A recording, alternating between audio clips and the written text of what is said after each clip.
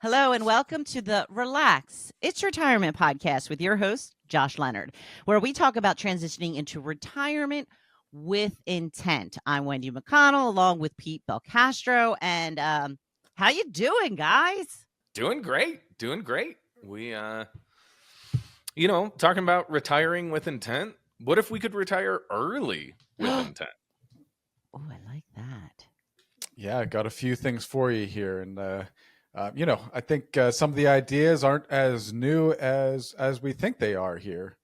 But yeah, we wanted to talk to you about what's called the FIRE movement. I don't know. Oh, Are you familiar with that at all? no, but I have a feeling this episode's going to be fire. You got Fire. that's right. It's fire. uh, and the FIRE movement is pretty much financially independent, retire early. So that's what it stands for, and pretty much what it has to do with is different lifestyle choices, and it emphasizes on frugality, extreme savings, and smart investments. So easy stuff to say, but I guess kind of harder concepts to put into practice. This was really it became a little bit more mainstream after the book Your Money, Your Life. This was by Vicki Robinson and Joe Dominguez, and really what the book goes into is what we just talked about, is evaluating your life. There's a few questions that they usually bring up whenever whenever you start looking at your own finances. Do you have enough money? Are you spending enough time with friends and family? Do you come from a fulfilling job? There's a lot of these questions that are really relevant with life. And what this book did is it kind of broke it down, and it really kind of focused on what you can do to maybe retire in your 30s or 40s.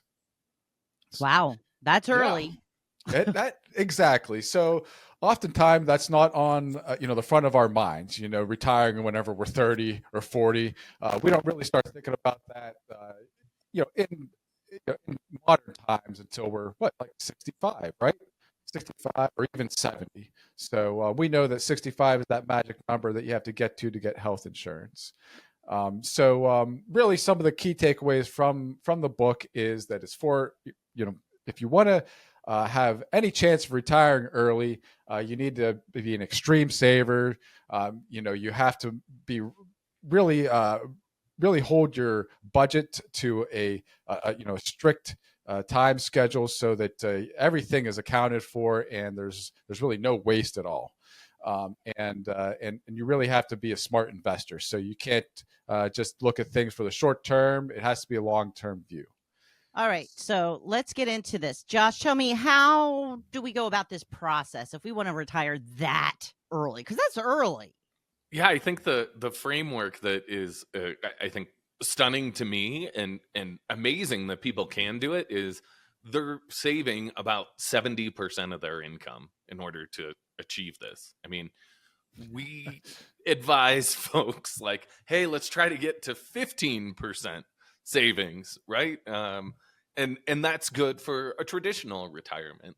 The idea that you're going to retire, maybe in the first third of your life, and then live off of that nest egg you built, you need to have some extreme savings and some extreme sacrifice in order to do that.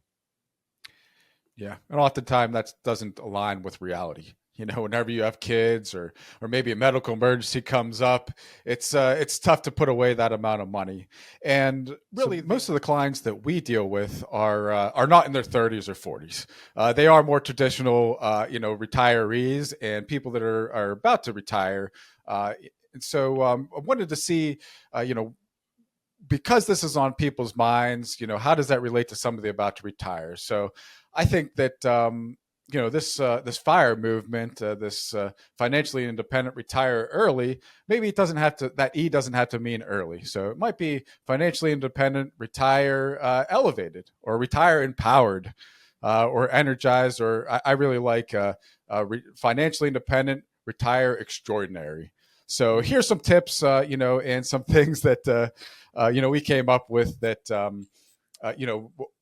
I think really kind of opened our eyes to some of these things that a lot of people that retired early, those people that went back to work, what was that made them go back to work? And just thinking about that in retirement, oftentimes that isn't an option whenever we retire. Oftentimes it's, you just don't have it in you to get up in the morning, or, the job doesn't exist anymore. There could be a variety of factors. So, that was what really opened our eyes up, and to say, hey, these issues that people have when they retire early are some of the same things that people have whenever you traditionally retire at those, 65 or 70.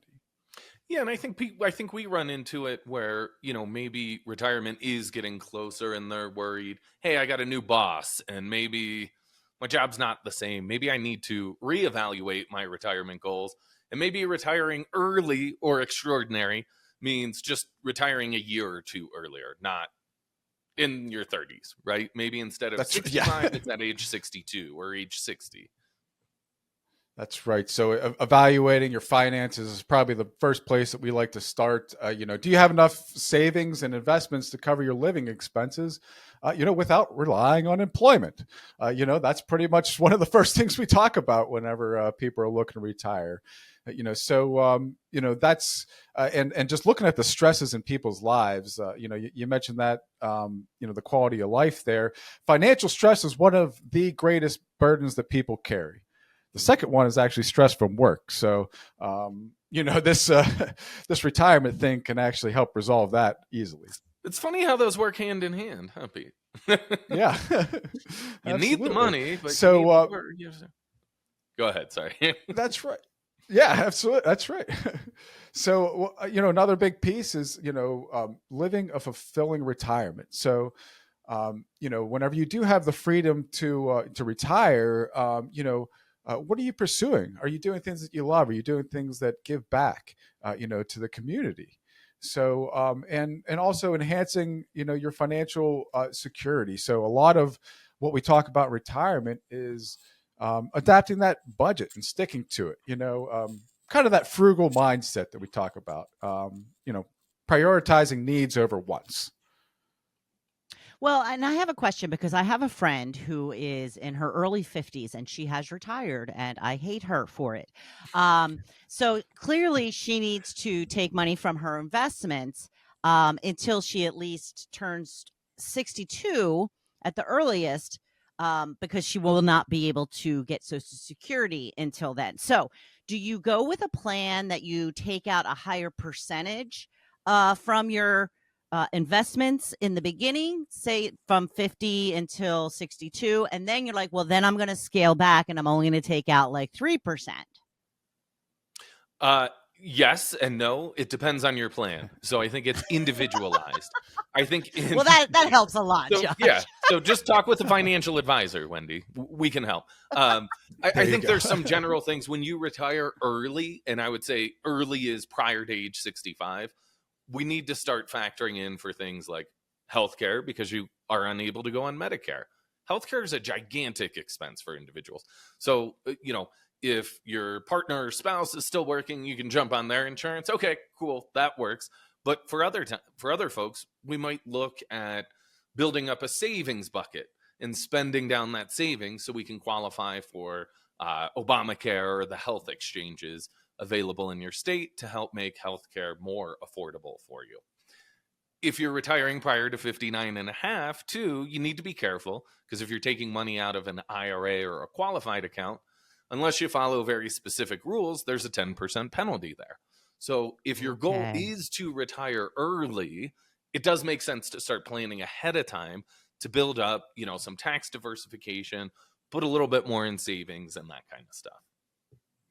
So you really can't be withdrawing from your investment accounts and your 401ks because you're not at that age. Well, you can. There's just rules that you have to follow by. Yep. So you have to follow specific types of distributions. If you have a 401k, there's rules that you can withdraw at age 55 and a half. Or at age 55. So there are certain rules. You just need to know that rule book and plan ahead of time.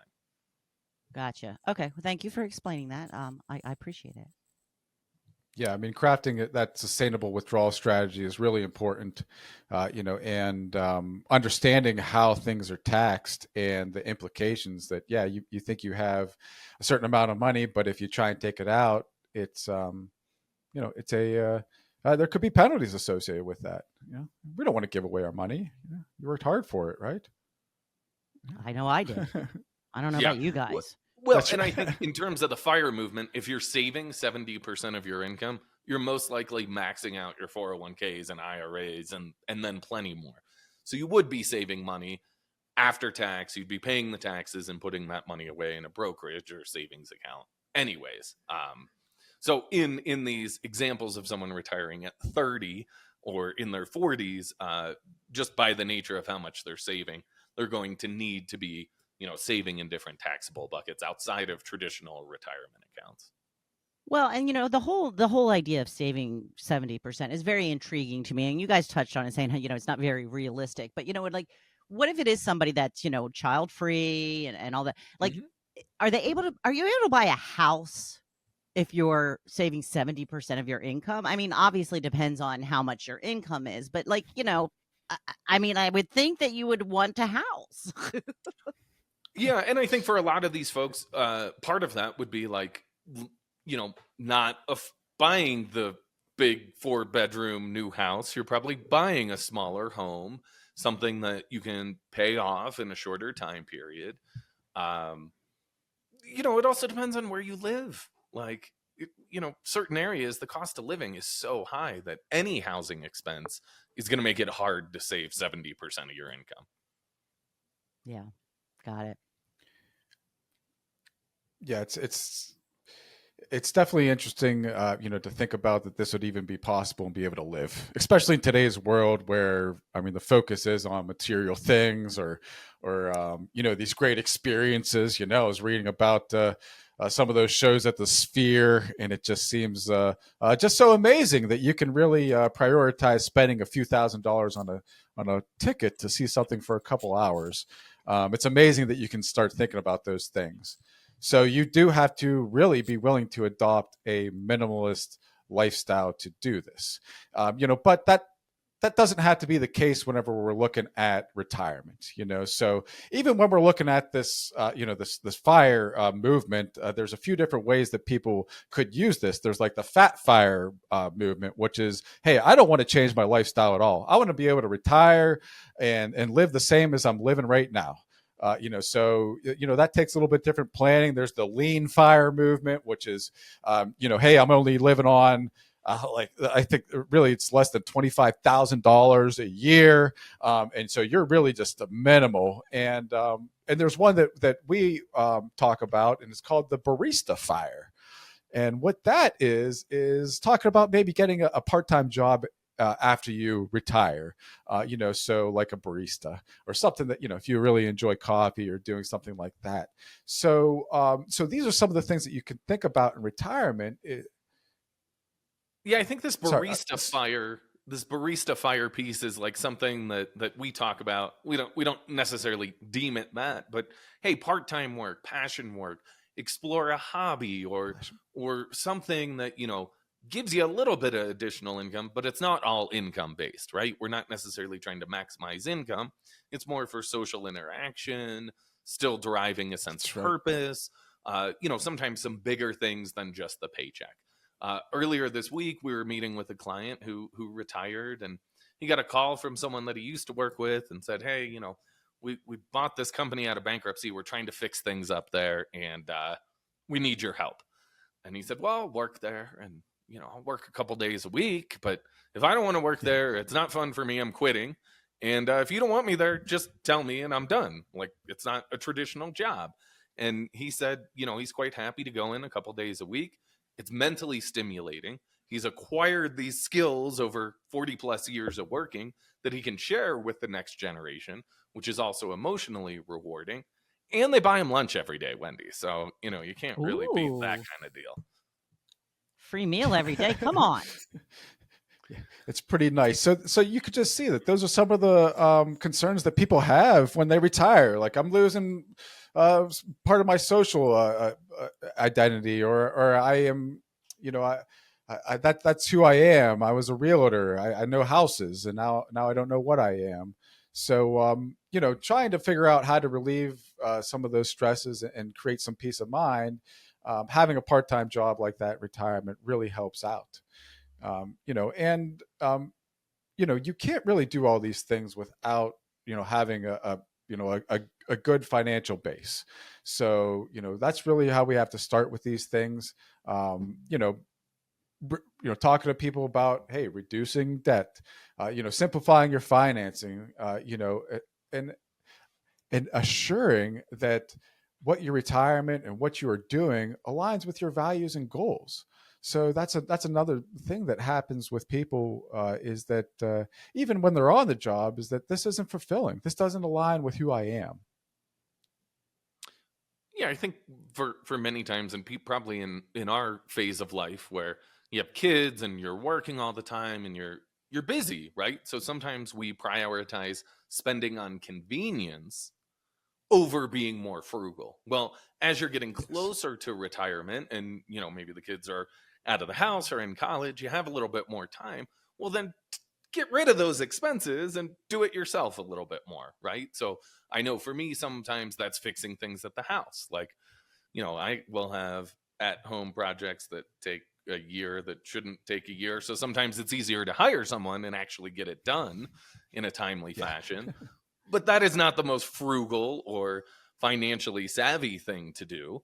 But it's a prioritization of time. I think as we get closer to retirement, kind of revisiting those things and then thinking about, does this enhance my life? Is this expense something that enhances my life? And is this important to me? Or can I, stop paying a landscaper, do the work myself, and retire 6 months earlier? I think that's a pretty good trade-off for most folks. I think revisiting that, I think this idea of financial independence, and we talk through this with clients a lot, that, they're always retiring next year. Maybe they like their job and they're getting paid pretty well, so they're going to retire next year, right? And it's that perpetual next year. But for a lot of those folks, it's the empowerment of knowing that they have that financial independence, that if their boss comes in and says, now I need you to stand on 1 foot all day while you work, they can say, you know what, I'm going to take my 2 feet and walk out of here. And I think that financial independence, yeah, right? That financial independence is something that holds true in the financial, in the FIRE movement or any, sort of financial empowerment. We think that is a key thing.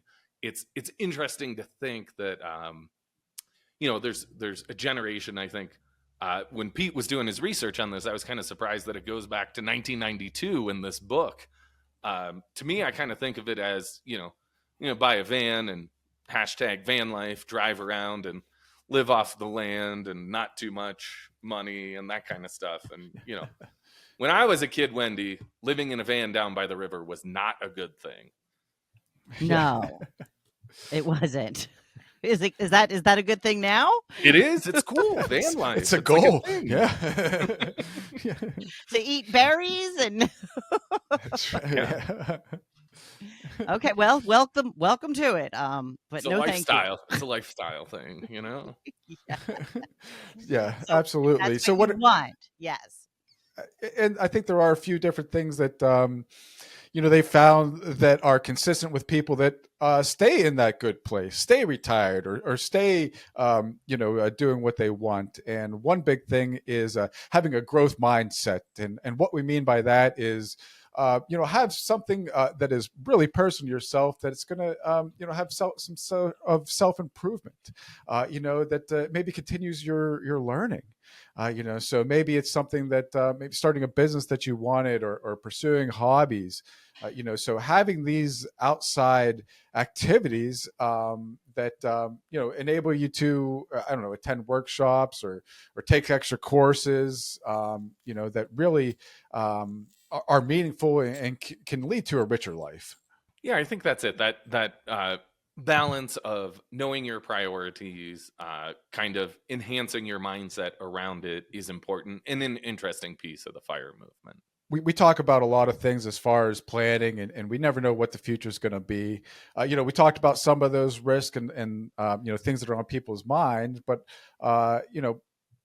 we know that we're going to need money to live, right? We're going to need money to, buy food, do the activities we want, and then the ability to do those activities. So, staying healthy, making sure that you stay active. So that's pretty much the last piece that we see that really make sure that you are living fulfilling retirement. It's about investing in your health is what we're talking about. So, being active, eating healthy, focusing on mental wellness. So these are some of the things that make sure that that you are a full, and there is a lot behind what you're doing in retirement.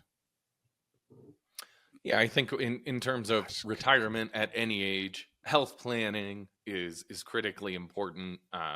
If you're doing all this hard work to retire early, you better stay healthy and be able to enjoy it. Otherwise, what was the point of the whole exercise? I think that is something that runs true of retirement or financial independence at any age. Whether it's the FIRE movement and you're trying to retire drastically early or just retire a couple years early, that financial plan is so key to your success there. You need to have that framework where you're making those decisions and intentionally doing something ahead of time, rather than just saying, I don't like my boss, I'm 34, I'm going to quit my job and never work again. That's not going to work out too well. That's right. So Pete and I and our team at the Leonard Advisory Group are here to help you prepare and retire, whether that's prepare for a very early retirement or you're winding up and thinking, maybe I am prepared to retire a couple years early. We'd be happy to lay out that framework, set up a plan, and help you figure out when you hit that point of financial independence and can choose to stop working or, barista retire, right? Just move into a part-time job and have more flexibility there. We're happy to schedule a 15-minute phone call and start laying out that framework with you. There'll be a link in the show notes to do so. If you have more questions about the FIRE movement or financial independence in general, we can address those during that 15-minute phone call. Be sure to check out our YouTube channel where we regularly share resources about retirement planning, and make sure to subscribe and like the podcast if you haven't already. Until next time, thanks for listening.